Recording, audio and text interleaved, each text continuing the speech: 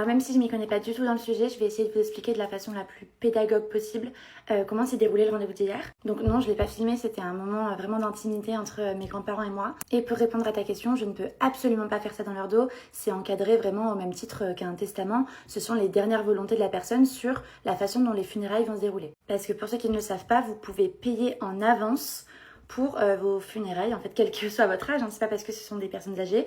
Je peux, à mon âge, payer pour mon futur cercueil, mon futur capiton, enfin tout ce qui s'en suivra. C'est une façon en fait de ne pas faire subir un coût financier le jour où vous partez aux personnes qui restent, même si ce n'est pas moi comme ça du tout que je vois les choses. Donc quand vous arrivez au rendez-vous, déjà vous choisissez la façon religieuse dont vous avez envie que ça se fasse, parce que toutes les pratiques sont différentes selon la religion, d'après ce que j'ai compris, que ce soit pour la toilette du défunt, pour la cérémonie, il y a plein de choses qui diffèrent vraiment selon la religion, donc il faut être très clair sur ça.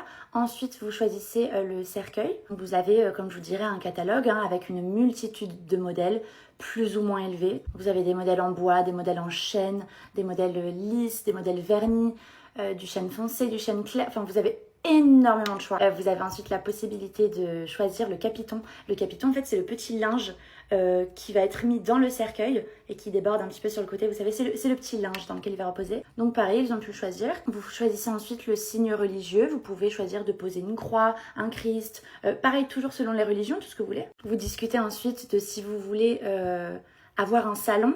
Un salon c'est une genre de petite chambre funéraire où il y a, vous savez, le cercueil qui est exposé avec plein de jolies fleurs et c'est un petit moment en fait de recueil où pendant quelques jours la famille et les proches peuvent visiter le défunt qui est exposé donc de façon découverte. Si vous choisissez cette chambre funéraire, vous prenez généralement un soin de conservation, il me semble que ça s'appelle. Ce n'est pas la toilette mais c'est le soin qui va permettre de rendre tout beau en fait le défunt de telle sorte à ce qu'il soit présenté à la famille. C'est d'ailleurs appris que vous pouvez choisir ou proposer certains maquillages, certaines tenues, donc on rigole, mais vraiment c'est un moment très détente, il n'y a vraiment rien de morbide dans ce genre de rendez-vous. Je disais à ma grand-mère, ah mais toi c'est sûr que je donnerai le petit blush Too Faced rose et tout, parce qu'elle a vraiment son petit rouge à lèvres préféré, et c'est ce que m'expliquait la femme d'ailleurs qui s'occupait de nous. Elle m'expliquait qu'il y avait des personnes âgées qui étaient très rattachées à un certain rouge à lèvres, un certain petit foulard. Vous avez le droit de fournir tout ça pour que la personne soit vraiment au plus semblable d'elle-même, tu vois. On discute ensuite de la concession, s'ils veulent être enterrés ensemble, séparément, dans quelle catégorie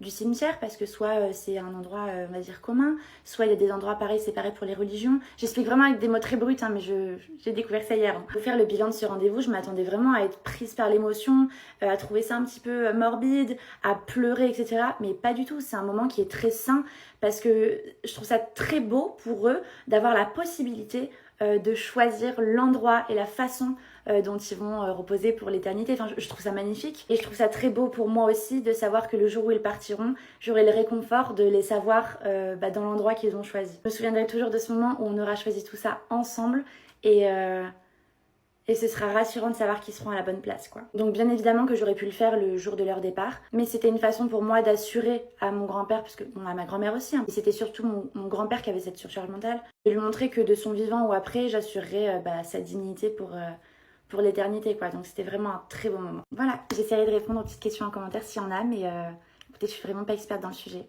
Je vous fais des gros bisous.